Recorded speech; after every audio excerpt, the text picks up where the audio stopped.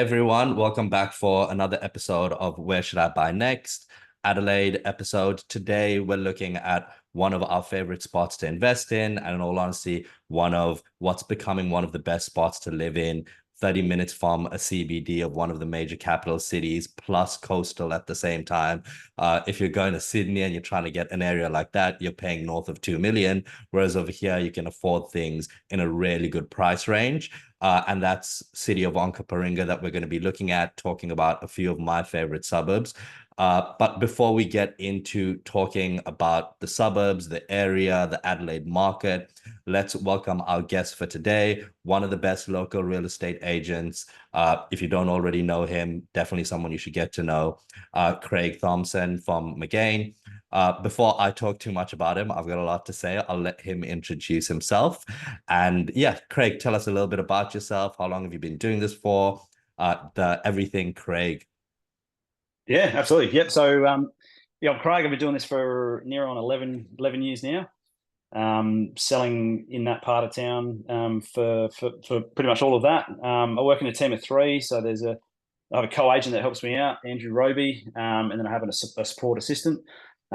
So, yeah, we focus on Morphett, Vale, Hackham, Huntwood Heights, Hackham West for the most part, but obviously sell all throughout, the city of Onkaparinga. Beautiful, beautiful. Nice. Before we jump into talking a little bit more about the market, that's what we're going to be doing for the whole session. What are you local to the area? How have you been living in the area? Tell us a bit more about yourself and how you relate to the area. Yeah, absolutely. Yep. So grew up down there. So the first home was in Aberfoyle Park, then in Happy Valley, and then built my first house in Shido Park. Lived there for 3 or 4 years, and then we actually built down in St Mary's, which is near the Tonsley actually redevelopment, which I think is on your slides there. So yeah, lived and sort of worked all through there most of my life. Beautiful. What is some of your favorite stuff to do in the area? What can people, if someone's going for a holiday there? I know that's not really the real estate No, part, but if someone's going for a holiday there, what can they expect to do in the area? yeah, look, there's not too much to sort of holiday through this part of town, I guess you'd say, but I mean, the broader sense. I mean, Glenelg's obviously the big attraction outside of the city of Onkaparinga, but yeah, it's mainly I guess a blue collar working class kind of environment through the city of Onk. Yeah, there's plenty of stuff to do. Just not many people have known about it up until the last couple of years, where people started Yeah, investing in it. been going Mm, crazy. Beautiful. All mm. right, let's talk a little bit about the Adelaide market as a whole before we jump into Onkaparinga as a specific locality. So obviously, real estate across Australia last 6 months has been a bit crazy because of supply being so low. Replenishment stock from COVID hasn't wasn't as much as it should be, and now interest rates and building materials on the higher end. So not as many new builds coming on, which has driven a lot of growth in the short term. What are you seeing in the Adelaide market as a whole? What's the sentiment from buyers? What's the supply looking like just as a whole? Where do you see the next 6 to 12 months going in the Adelaide market? Yeah, it's exactly what you said there. So there's still not enough supply of new listings from our perspective to meet the demand.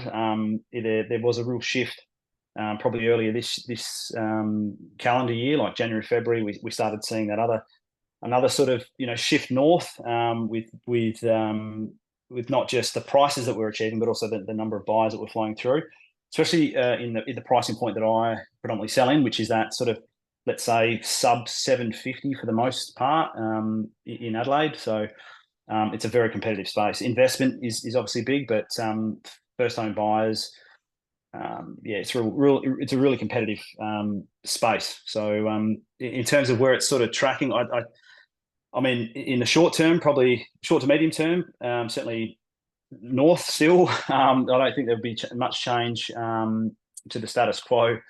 And then in the long term, who knows? But it's still very active.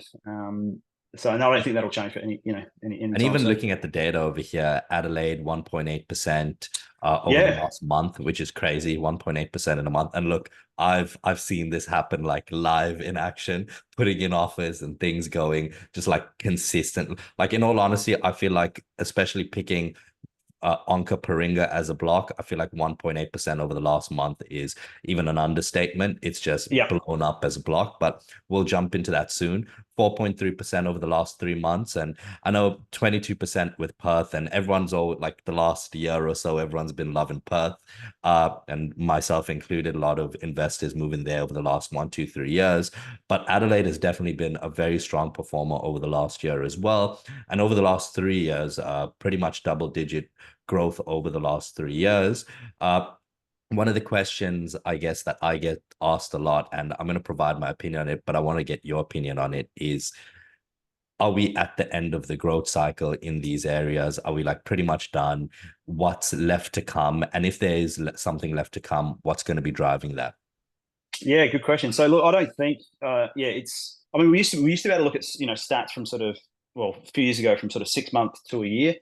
Then in the last couple of years, it's sort of been the last 3 months, but realistically now it's sort of what's sort of sold in the last 3 4 weeks because the prices just keep going sort of north. Yeah, I still don't see that any sort of change in that sort of space. But yeah, those numbers are you know fairly incredible. Who Yeah, would have thought 14%? Adelaide used to be sort of 1 or 2% growth, and then it's yeah, just gone crazy. And we never really yeah, dealt with investment from interstate. It mm, was a small part of our buyer pool, I guess. yeah. But now Now you have this arshad guy phoning you every yeah, other call me. day. Yeah, Like, which we mate, leave me alone. Like, why does no, the guy we love. constantly ringing me?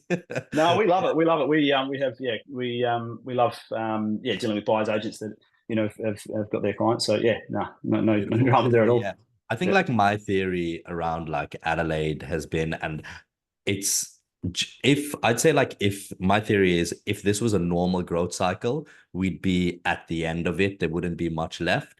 But the thing that makes this growth cycle different from previous growth cycles is that supply hasn't caught up, right? COVID is like a, I don't know, once in a like a 500-year thing, right? And that threw off the new supply by so much that there's just such a shortage, so few new builders, such low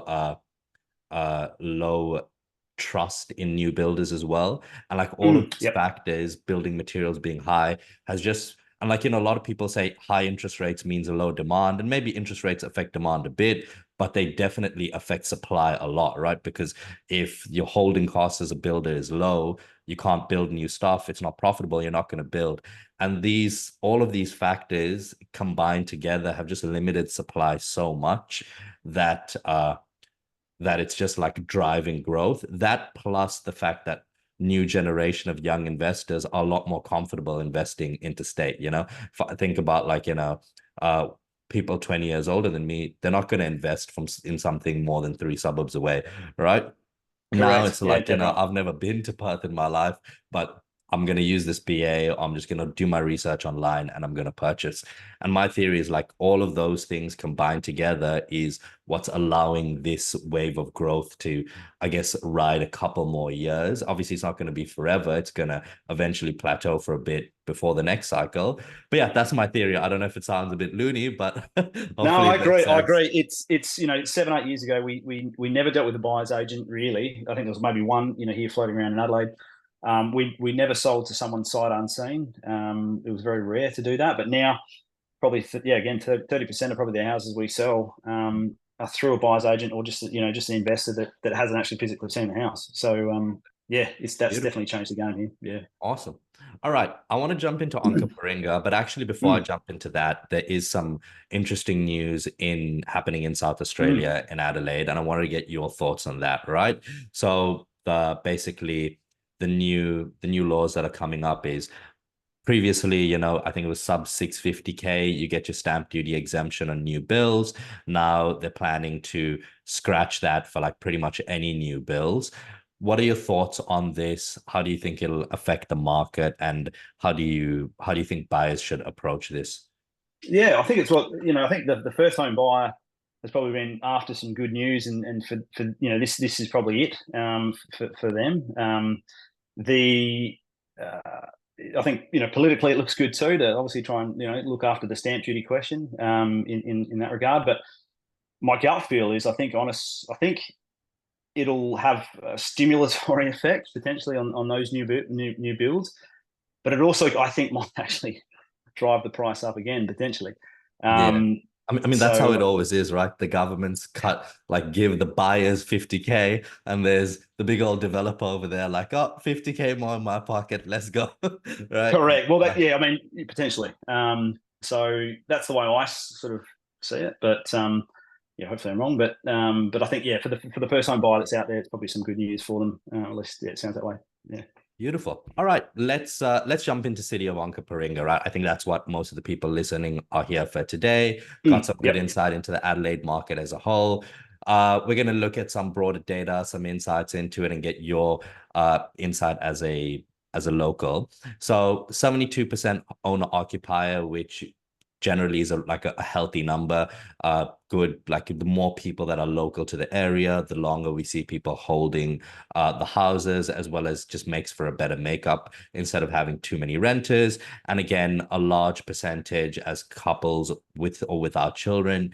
That's quite healthy and something that we look for. What is the general demographic that you see in the area, and what are some of the positives of it, some of the negatives of the demographics of the area? Yeah, absolutely. So I mean, it is just a working class kind of area here in Adelaide. Like I guess the wealthier suburbs tend to be in the eastern suburbs, and then somewhat in the west, and then sort of the working class is sort of north and south, because the east is sort of hemmed in from the hills. The west is obviously hemmed in with with the sea, but then north and south have just been continually sort of growing. But it has been working class, for the most part historically. Yeah, real family sort of area. But yeah, those stats don't sort of surprise me. Yeah. So but yeah, plenty of room still for growth. I think there's 40 odd suburbs here in City of Onk. So Beautiful, and right? yeah. And it's like within Onkaparinga as a whole, what are some of your more I guess affluent suburbs, and I guess your more lower SES suburbs, what does that look like?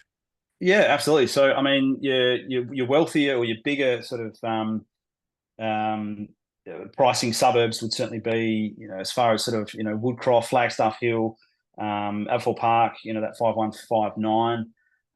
It does go, there's different sort of pockets. And then like Morphett Vale, for example, there's 10,000 homes within that, one of the biggest suburbs in the state. Even within that, there's sort of three different kind of pockets. Close to Woodcroft generally gets a bit more. You got sort of that middle section of Morphett Vale, and then as you go to sort of Chrissy Downs, Hackham West, and the pricing sort of reflects that. So as you sort of go further south, but in the last couple of years, it's sort of, well, last year or so, it has sort of changed a bit in that regard as well. So you've got the newer suburbs that are sort of maturing now, like your Seaford Heights, Seaford Meadows, which I think you've got a sale in there of one of mine, which. So yeah, it's an interesting sort of suburb with interesting sort of council area, I should say, with different pockets within it. Yeah. Yeah. And I guess one of the pockets that I want to talk about, because it's still very affordable, but there are a lot of questions around it, is that Hackham West, Christie Yep. Downs, Huntfield Heights, Southern Morphett Vale. So people who know the area, there's always been like, I guess, a stigma around that area. How do you see it developing? Is the area getting more gentrified? Like, what's happening in the area? And do you think it'll stay at that lower end price range, or do you see the demographics changing, allowing for growth? Yeah, the demographics have definitely changed. Like, I mean, Huntfield Heights, they changed the name going back many years ago to Huntfield Heights. But and then you're right, there has been that sort of stigma around those sort of areas. But the demographic is definitely changing. We've seen a lot more buyers, like your local buyers, are coming from sort of down the hill where they can't sort of afford that area anymore, so they're sort of looking south again. And just the prices are just have astounded me. So yeah, I think over time that'll definitely continue to change and for the positive. Yeah. Beautiful. And in the area as a whole, how many of these houses are you seeing redeveloped into units and townhouses? Is that something that's happening quite often? And how is that playing into the type of people that are living in the area? Yeah, it's more and more the density. Yeah, it's happening more and more. I was even speaking to my colleague. Well, we were hearing from her that there hasn't been that much, even in Aldinga, for example, down further south. That's happening more and more even there. But yeah, Morphett Vale, we've got the bigger blocks, your 750, 800 sort of blocks, and there's been more and more of that. Certainly, as more and more investors are buying in. Yeah. Yeah, for sure. I think like Aldinga Beach, Christie's Beach, I'm a big believer in Airbnb strategy in those two suburbs. If you have just a little tip for those at home listening. It's like if you have the cash and you find something that could be do a good renovation on it, make it into an Airbnb, get very solid capital growth on it as well as elite cash flow. We've helped one or two clients with that sort of strategy, not in Christie's Beach itself, just further down, but definitely something to look at. Obviously, Airbnb strategies slightly higher risk if not executed properly, but I guess this is a good spot to look at if you're not someone who wants to just pick up an apartment in the city and do that as an Airbnb and not really get any capital growth. Just thought I'd sprinkle that in there. Beautiful. All right. So population actively growing, which is always a good sign, especially in these newer areas, newer suburbs. New developments coming to the area, more people moving out to the area, employment by industry. You can see a decent amount being health and social assistance, retail, manufacturing. What do you on the ground, most of the people you see, what tends to be the industry that people work in? I think you mentioned working class. What does that primarily consist of? Yeah, it's a fair bit of blue collar, kind of. Yeah, I guess that would be a lot of tradies, that sort of thing. Yeah, there's generally no sort of massive wealth down this part of town, but they're just everyday people really. Yeah, small families, that sort of thing. There's a bit of an aging demographic too, potentially in there that we're seeing. So it's fair bit going into retirement villages and all that kind of stuff. But yeah, that's sort of what we're seeing. Yeah. Okay, beautiful, beautiful. That's some solid insight. All right, let's look into, I guess, some of like the major happenings around the area, some of the stuff that our team has put together. Again, I'm Mm. sure you'll have a lot more insight into it. Right. So I guess like the big thing that I really like about like especially when we're looking at like, outer suburbs and the potential to invest is, are they becoming more accessible to the city? Right. And I think like one of the things that we've seen happen, like, in terms of projects, infrastructure spend in the area, there is a lot of spend uh on transport infrastructure coming from the CBD to the city, spend on your highways, spend on your rail links, even all the way down to, I think now it ends just before Selix Beach, right? And we've had Correct. people looking at Selix Beach as an investment option, whereas like people back in the day would be like, they wouldn't even like look at that, right? We've seen some like really solid opportunities come up there, obviously a little bit further, not a little bit, quite a bit further out, but a lot of transport infrastructure being improved in the area that's allowing for better connectivity. What are your thoughts on some of that stuff? What's the general drive into the city? What does that look like? And Yep. how do Yep. you see that affecting local buyers in terms of moving further out? Yeah. Well, I mean, the saying here in Adelaide was always everything's only sort of half hour away from sort of everything, and just the way sort of Adelaide set out with, like I was saying, the east is sort of hemmed in and the west is sort of hemmed in. But the Mm, growth is north and south.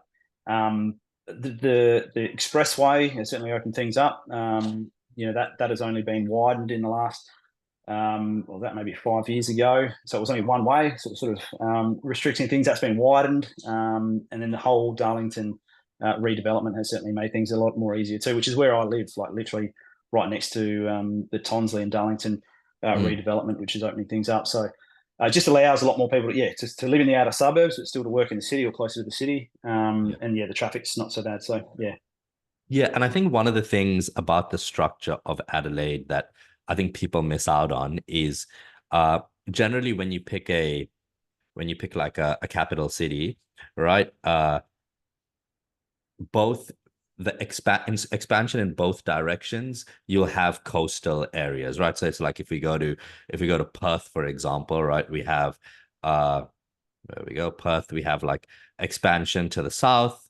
You have like, Rocking, all of these areas are still coastal, right? And then same with expansion to the north, Butler, Yanchep, they're all still coastal, right? Whereas with Adelaide, there is like a supply constraint on the amount of coastal real estate available because the direction of growth in the northern suburbs doesn't allow for coastal, right? One being like, you have the RAFF, like Edinburgh, yeah. base over here, which is kind of Mm. block development from going to the west to coastal. Plus, you have like, things like, your Adelaide International, like your national parks, right? So what's happening is the development isn't happening coastal. So it's like in your north, you don't have any coastal real estate. It's all going further inland, whereas so that makes the if for people who want coastal real estate, which in all honesty, that's what Aussies want, right? Like just by the fact that all capital cities are coastal, right? You can only get it in the south, right? And I think like Yeah, you're that's dead again right. Yeah. another thing that's driving like a lot of interest to the area. In fact, I even know a couple of people personally who moved from Sydney to like this block, these suburbs, Christie's Beach, Morphett Vale, Hallett Cove, Seaford, picked up a really nice house coastal for like obviously something that would buy you a shoebox in Sydney if you're lucky. Yeah. Right. And yeah, it's like that migration interstate, international migration as well. I think driving a lot of people to these really nice new affordable suburbs. Yeah, awesome, awesome. Let's look at some of the other points that we've talked about in the area. So in terms of tourism, obviously the big one is coastline. Beaches are really nice. I think the other thing that like is quite nice about the area, it's like your wine district. It's like if you think Yeah, McLaren Vale. Yeah, all through there's nice. yeah, Yeah. yeah. I'm not much of that's not my scene, but like again, it's like big attraction for people, and like I think like a lot of that is like very internationally exported. Get a lot of people within Adelaide. That's like one of their destinations in terms of holidays, right? Especially during that springtime, wine season time. Yeah. Is that something you dabble in or not really your Yeah, I'm a bit of a drinker, mate. Yeah, yeah. I don't mind the old red here and there. So, Fair um, enough, fair enough. mm, Couple of other big ones on the manufacturing side of things. Uh, mm. like decent manufacturing coming into the area. Almost $1 billion spent in the past 10 years on in the region itself. So, it's like spend in manufacturing and infrastructure happening in the area. We talked about some of the transport stuff. By the way, just for all of our listeners, as we usually remind you, if you're looking for a list of all of the major infrastructure projects in the area, we don't go over each of them individually in these sessions because then that would just be me reading you guys a list. But if that's something you're looking for, you can email it to us and we'll send it through to you, right? Uh, let's talk about commercial centers in the area. What do those look like? Any redevelopments happening in that space around like commercial centers, malls, so on and so forth? Yeah, I mean, well, the city, yeah, there has been too much, to be honest, there haven't been too much in that sort of space that I'm sort of close with. Yeah, you've got sort of Colonnades is the obvious one. That's sort of one of the big sort of supermarkets down in the south. Sorry, not supermarkets, shopping malls in the south. Then you've got sort of Marion, which is just outside of the city of Onkaparinga. But yeah, there's not a huge amount in that regard, to be quite honest with you. But yeah, Oh, yeah. yeah, yeah, yeah. Understandable. Beautiful. All right. And then finally, just some stuff around like projects assist, like, just how the rate of unemployment has decreased in the area. And this is something we're seeing in quite a few areas as well. I mean, like places like Townsville have had like unbelievable uh an unbelievable like decrease in unemployment from like 10%, which is obviously crazy, down to pretty much the lowest in Queensland as a whole. But definitely can't ignore some of these. What I think one thing I always look at in terms of investment is if you pick an area that's, I guess, traditionally working class, if you see the unemployment rate aggressively going down, it's the sign that there's going to be some aggressive growth in the area. Mm. And this is something that we're seeing in more like in this Onkaparinga area. In fact, it's something that's already happened. It's not like even happening. It's pretty much happened, right? And that's, again, people have a lot more spendable income, and when they have that income, they're going to be saving, they're going to be putting it into their homes, looking to upgrade, so on and so forth. Beautiful. So Dead right. before Yeah. talked a bit about Onkaparinga, before we jump into talking about a specific suburb and some of the data around that suburb, I wanted to get some of your any final thoughts that you have over here on just the LGA as a whole. No, I think the secret's out there. I think for the most part, little old Adelaide and city of Onkaparinga has been, like I said, had this steady sort of growth, and we didn't really see too much interest from interstate, and now it's a massive part of certainly my business, and yeah, so yeah, I think there's going to be some more growth to come. Beautiful. What are some of your tips for, let's start off with home buyers, for people who want to buy their home in, they're looking in these suburbs. What are some of the things they should look out for, and how can they ensure that they can get a good home, a good deal as well? Yeah, I think you've got to get all your side of things squared away. So, I mean, if obviously you're investing, get yourself a good buyer's agent, like yourself. If you're first home buyer, then get all your pre-approvals done. Speak to your broker, get all that squared away. Narrow down where you're sort of looking, yeah, so get your side of things all squared away. Because we do obviously prefer buyers to have all that side of things, squared away and looked after. But that's probably the first advice I'd give. Yeah. Beautiful, beautiful. And for investors, what are some of the things that you think they should look out for that can be the difference between an A grade investment in this area versus a B, C grade investment in the area? Yeah, I mean, frontage it tends to be the frontage of the property tends to be the one of the big factors I've found of late with the ones that I've been selling. Obviously, that gives you some scope to potentially develop, or it gives you options down the track. And obviously over that 600 square meter block is probably the ideal as well. Yeah, beautiful. It's actually quite interesting. It's like a lot of the houses in this area tend to have like pretty decent frontages compared to, like, some of the more northern suburbs. Like, Yeah. not that difficult to find a 21-meter frontage property. I mean, like, it seems like every other property here, if it's above 600 squares, is 18-meter frontage, which is obviously awesome. Like, for those who know, like, your development rules in South Australia, you want to be looking 18 meters plus to do your side by sides, whatever. And 21 is awesome. Any idea why a lot of the houses were built with a lot of larger frontages in the area? No, I've got no idea, to be quite honest with you, but it's I'm glad they did. Yeah, look, Because I have no clue as well. Like, glad they did, but no clue. Probably some guy 60, yeah, 70 years ago was like, yeah, let's put some big give frontages. Yeah. everyone heaps of room. So yeah, I'm not sure why they did that. But yeah, it just gives you scope and options.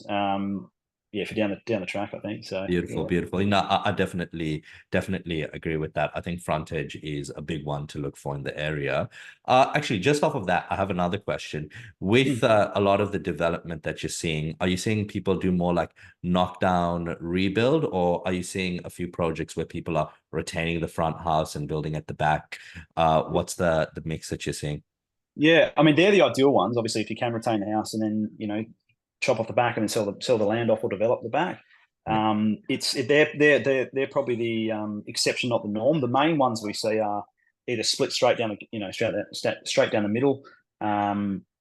So yeah, just sort of your one into two sites. But and then occasionally you do get your ones, and we get them occasionally. We'll get a couple of them next to each other, and then you get sort of big 1,400, 1,500 square meter sites as well, which can Yeah, be yeah, and then you can like build attractive. multiple townhouses or whatever it is. Yeah, I think Yeah, like build at the back is ideal, but not the easiest to find. And when they do come up, it's pretty much like crows over a carcass. Everyone's everyone's there correct. trying to get their Yeah. feet in. Okay, beautiful, beautiful. Let's jump into talking about Morphett Vale, some of the data Mm. prepared by our team. Again, would love to hear your insight on it as well. I think this data is from like 3 weeks ago or something like that. Yeah, So, cool. and I Yep. know like the suburb has moved a lot in the last 3 weeks, just like off of what I've seen, and I'm sure what you're seeing as well. So yeah, we're looking over here, last 3 years, 68%, very solid growth. Last 3 months, 3.66%. Does this align with what you're seeing? In all honesty, from what I'm seeing, I feel like it's even more than that. But Yeah, your thoughts? it's yeah. I mean, Morphett, like I was saying before, so Morphett Vale is my area that I sell most of my stock in. The It's king a of big Morphett area, so Vale. there's yeah, correct. So there's Get your luck 10,000 card. homes. Yeah, exactly right. So there's 10,000 homes there. It's probably about 400 to 450 homes sell a year. It's probably a bit more than that now, but it's yeah, to get a 3-bed 1 bath in Morphett Vale now, you're probably actually looking into the sixes now. And then your units are another factor that's really increased as well. So yeah, but yeah, it's a good area. It should be really 3 suburbs in my view, just given the Yeah. size. But yeah, it's a massive area. Yeah, Yeah, I think like that sub 600K Morphett Vale, it's becoming very tough, especially for a house that's in like rentable condition, right? That like, livable rentable condition, doesn't really need any work. Sub 600K is becoming quite difficult. You'll have to be in the early, possibly even in the mid 600s if you want to get something 600 squares plus. correct. Which Yeah, compared to like 3 4 months ago was like, earlier in the year was very doable in the late 500s, 570, 580, 590. So yeah, definitely aggressive growth happening there right now. If you can pick up something at the right price, good block to buy. exactly right. Yeah, Some of the base stats around it, as Craig already mentioned, pretty massive suburb, almost double, close to even triple the size of a lot of these other suburbs: Hackham West, Hunfield, Hunfield Heights, Raynella, Old Raynella, much smaller suburbs compared to Morphett Vale. And again, with Morphett Vale, when you're buying, remember the block that you're buying in. You kind of have your northeast block, which is probably your best block, school catchment zone, correct. southwest block, probably your worst block, and like northwest, nice block as well, but like somewhere in between. Would you agree with that sentiment? That's Yeah, generally you're spot on. Yep, you're dead right. Yep, beautiful, yep. beautiful. I feel like if I make a mistake at any point, you're there to No, correct you me. do. You're like, this guy doesn't. No, but yeah, I think that's generally like, when we speak to each other, that's like the insight, and it comes across in the prices as well, the types of homes available, the owner occupier to renter ratio on the street level, so on and so forth. Uh, cool. Vacancy rates. Let's switch away from talking about buying to Mm.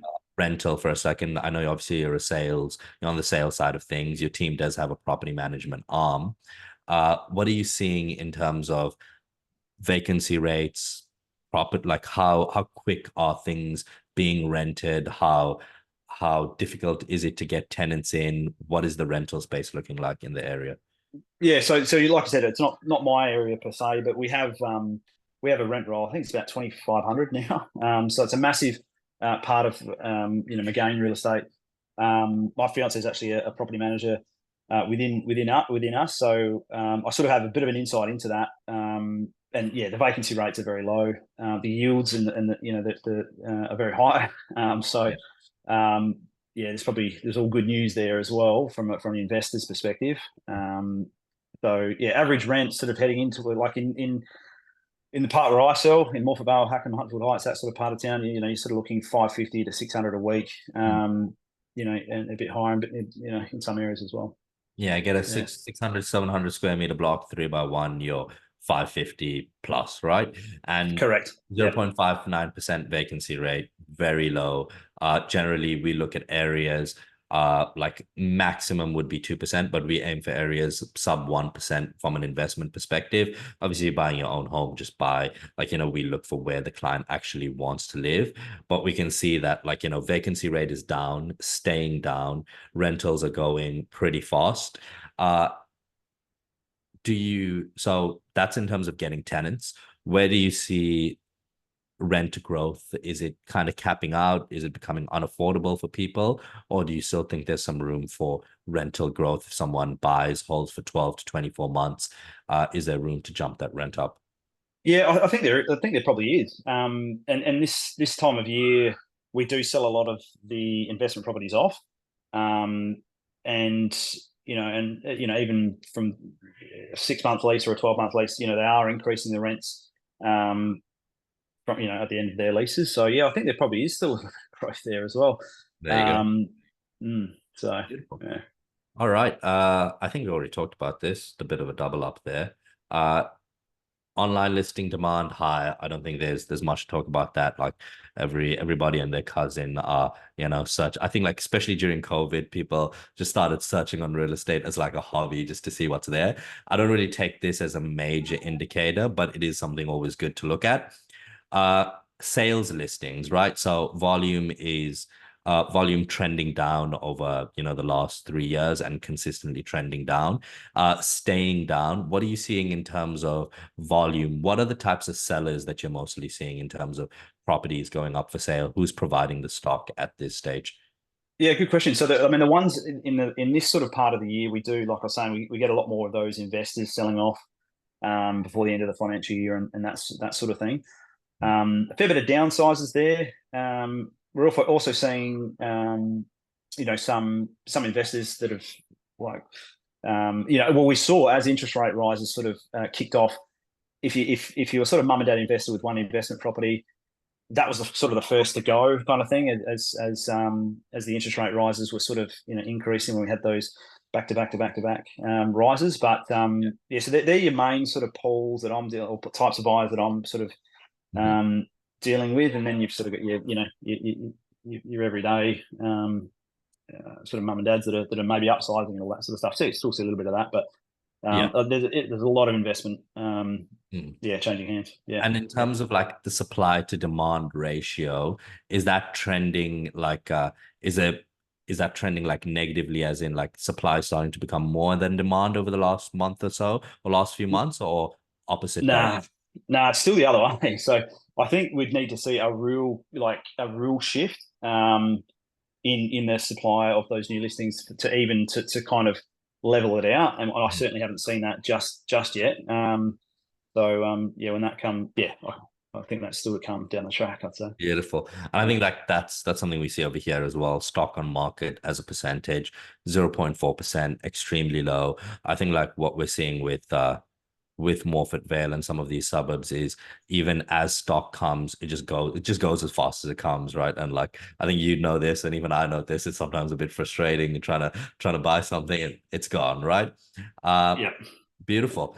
Rent for those at home aggressively growing. Obviously, yield has trended down a bit, not because the rent isn't growing, but because price has grown faster than rent over the last 4 to 5 years.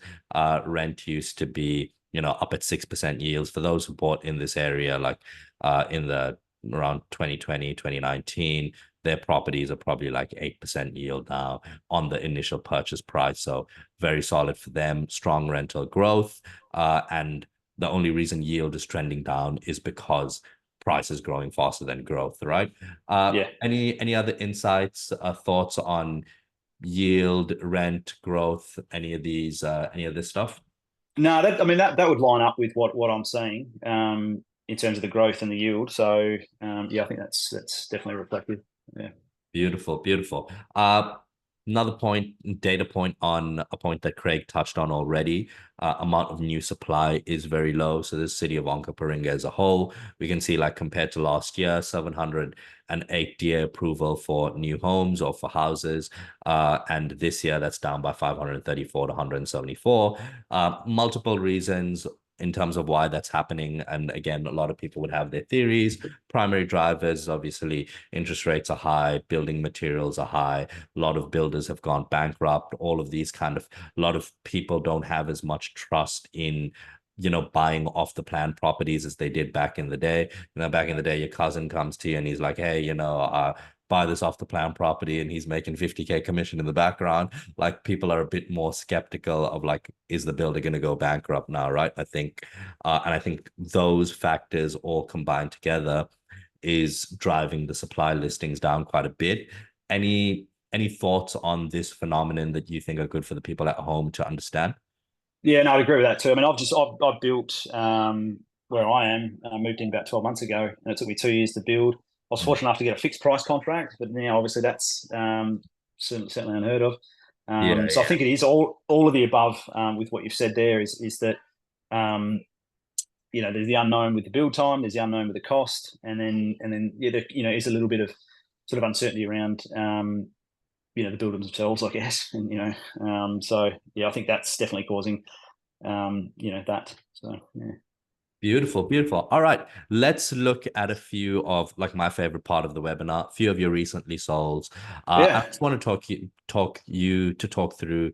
So I just want you to talk about how the process went, like how much interest there was, a bit about the property, and explain like just what the level of demand was, and if there was a buyer, someone who's looking for something like this in the future, what can they expect, and how can they ensure they get it across the line, but also get it at the right price. So let's have a look at this one first. 7 Candy Street. Candy. All for Yep. 625, 700 squares, 3x1. Honestly, whoever picked that up, pretty decent deal. Tell us a little bit about it. Yeah, so that one there was an interesting one. We so that's sort of close towards the Woodcroft, or heading towards that Woodcroft end of Morphett Vale itself. This was an off-market sale of ours. I think one of the 10 that we sold last month. It was an interesting one. The vendor there needed a bit of a rent back, so we did offer it to I guess our buyers agents that we had relationships with. But yeah, it's a good part of Morphett Vale. Neat property, and it's a good part of Morphett. Did Beautiful. well. Yeah. Yeah, Origin gets a bit of free advertising on our on our webinar. Beautiful. And what was so this one is, you mentioned, one that you did off market because of the rent back. So probably wasn't like massive like inquiries. It was just like initial, like within the networks, right? And Correct. how Yeah. would you Yeah. rate this as like an investment for someone like an interstate investor, this particular property as an investment asset? What are the pros, cons about it? How would you rate it? Yeah, so I mean, for an investment, again, that one had a really decent frontage on that one. I reckon that one was maybe 19 meters or so, maybe 20 even. The rental amount was about 550 a week. So 550 on your 625. It's not too bad yield there too. And yeah, no, it's just it's good. It's a nice little property there. Yeah, we like that Yeah, one. good block of Morphett Vale as well. And honestly, Mm. like at a pretty decent price. Very serviceable condition. Like I think just everything stacks up as like a easy buy and hold with some good renovation potential as well, or potential to subdivide. I think building at the back might be a little bit difficult considering the setback of the property, but overall good buy. I think like one thing I've seen with like a lot of newbies to the area is they make the assumption that closer to the beach the better, but non-intuitively, some of the blocks a bit further away from the beach are actually your better growth, nicer areas because of school catchment zones, so on and so forth. Yeah, correct. Yeah, definitely. Beautiful. All right, let's have a look at this one. 13 Crestview Lane down in Mm. Hackney. This one's a 4x2, went for 666 on 441 square meters. It seemed like you did a very solid job there. Talk us through this one and what were some of your thoughts? What did the demand of this one look like? Yeah, so that was a massive we had a lot of buyers through that. My colleague Andrew handled for the most part the sale for that for this one, but yeah, it was good property, 4 beds. It was neat as a pin. I think we had about 15 offers on that. So that one did go to market. I think we advertised it for 575 to 625 and ended up going for the 666. So There you go. yeah, Yeah, I think huge like demand there. Yeah. one piece of advice I'd give to anyone buying an Onkaparinga, you need to be at least 10K above the top end, probably 30 to 40K above the top end of the asking range. Is that fair to say?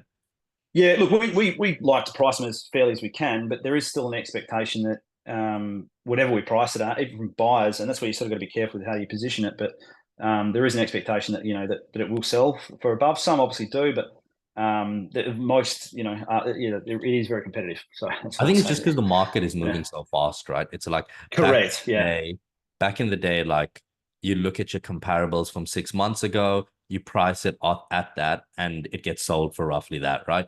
These days, you price it at your comparable 6 months ago, and it gets sold for 50K above that. And that's like some people, like, they call me and they're like, oh, these real estate agents, they're just dirty. And I'm like, they're not. It's just that the market is moving that fast. And as a buyer, you need to be able to evaluate the value of stuff appropriately and ensure that you can secure a property at a price that's that you're going to get it right. If not, you're going to be stuck forever consistently bidding. Like, I get like a lot of people who they come and they want me to help them buy in some of the hottest markets, and they're like, I haven't bought in the area for I've been trying to buy in the area for 6 months and I haven't got anything. And like the first thing I ask them is, show me the properties you're looking at and show me the offers you put on them. And they're putting offers like 20, 30K below the asking price. Yeah. And these properties are going 30 to 40K above the asking price.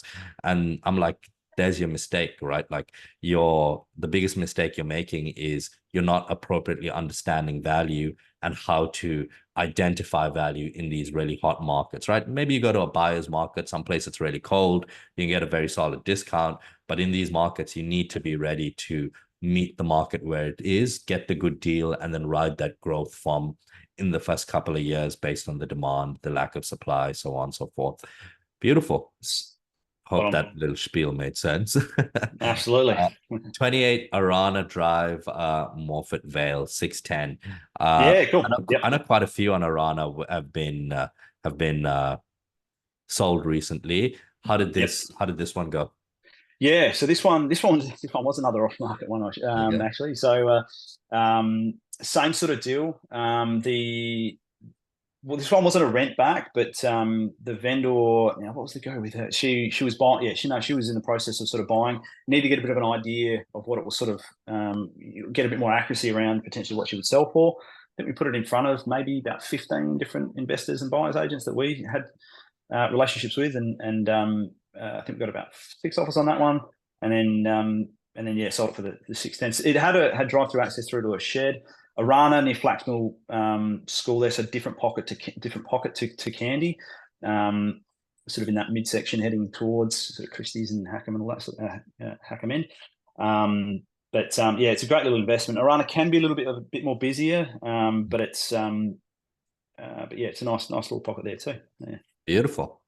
And let's look at, so we looked at that one. Let's have a look at this one, 53 Flax Mill. So this one's more of a bit of a main road, but good quality property. In fact, I was pretty surprised at the price that it went for. What were some of your thoughts on this one, and how did this one go? Yeah, so that's literally like probably about 400 meters from that other one on Arana that you showed. But Flaxmill is a busier road. This one had a 21-meter frontage as well, I think. So it had the decent frontage. It needed a bit of work. The photos probably oversold it a little bit. The house itself needed a little bit of work, but but yeah, I was only looking at that today. I think we had about 50 odd groups through that home. I think we had about 12 offers on that one, and ended up selling with to the 613. There was some work that needed to be done that we had to renegotiate a little bit at the other end, but yeah, we got that one done. Yeah. Beautiful. And I guess final one we'll pick up one in Seaford Heights and look at that as our final one and get your thoughts on that one. This was a really nice home. This was a recent build, 2022, I think, when they moved in. Done with owner occupied, or did it go to a? It went to an owner occupied, but this was to a buyer to a Kiwi buyer, New Zealand buyer. Yeah, they did see it. I think husband saw it, maybe wife didn't initially. Yeah, it was a really nice home, and there's a really nice pocket actually in Seaford Heights there. They've changed the Victor Harbour Road to get access into that part a little bit more easier. So yeah, some good prices getting in there. Like a bit of your new developments over here, right? East of what's this road? What's the name of this road again? Always slips my mind. But like this block over here, some of your newer developments, bigger homes, really nice quality homes. Obviously a bit more pricey. I think like generally at this price point, we're not seeing a lot of investors go towards Adelaide. But in all honesty, I don't think it's a bad option. But definitely if you're like a home buyer, beautiful house, 5x2, 600, close to 700 square meters, newer build, pretty much, like everything you you could want, right? It had Coast. good views too. Yeah, it was nice and elevated in that particular position, so it had pretty nice views at the back. Beautiful. But Yeah. yeah, no, yeah. Yeah, nice. And for your home buyers looking in the area, looking to, I guess, pick up something closer to that 800 to 1 million, what are some of the areas you'd recommend to look at? Seaford Heights, what are some of the other areas with nicer, newer homes in that higher price range? Yeah, probably in there. Seaford Heights is certainly an area that is maturing. Even parts of like Aldinga, a bit further, but further south, and then obviously as you enter into sort of McLaren Vale and that part of town, yeah, the prices are going through the roof there as well. So yeah, it's there's probably the buy pool is less. You don't get a lot more investment just because the yield isn't quite there. But yeah, the owner occupiers are certainly filling the void anyway. So yeah. Beautiful, beautiful. All right. I think that pretty much ties us up for the day. Thanks for making the time, Craig. I think Yeah, everyone no worries. really appreciated it. We had a few viewers jump into the live stream. A lot of people are going to watch this after. Going to have it up on YouTube as well. Don't forget to subscribe to us on YouTube. All the listeners, keep an eye out for our weekly episodes. I believe next week we're going to be talking about City of Salisbury or Tea Gully. I can't remember, one of the two. I'll have to check my notes. But those two areas are very hot in Adelaide as well. Very, very different areas, not coastal at all. Those are more like, yeah, I feel like you have coastal Adelaide and mountain Adelaide. It's like two different groups of people, right? Yeah. Mm. But yeah, keep an eye out for that. Craig, thank you so much for making time. Pleasure. Final thoughts. Do you want to quickly maybe give like a quick sales pitch to the listeners? Tell them a little bit about your services, how they can engage you, so on and so forth. Yeah, just give me a call. Like I said, I've been selling for 11 years. We sell about probably 80 to 90 a year now. So we're getting up there in terms of our volume. We're always after more though. Yeah. So yeah, just give us a buzz, and we can chat more. Yeah, Yeah, beautiful. Definitely reach out to Craig if you're looking to sell your property in city of Onkaparinga area and even slightly north of that, slightly south of that. I'm sure he'll be able to help you out, point you in the right direction. Thanks for joining, Craig. And if you pleasure. could let Craig know where you found him. Yeah, thanks for joining, Craig. Looking forward to having you back on another episode in a few months. And definitely had a pleasure. Hope you enjoyed being on here with us as well. Legend, absolutely. Thanks, H.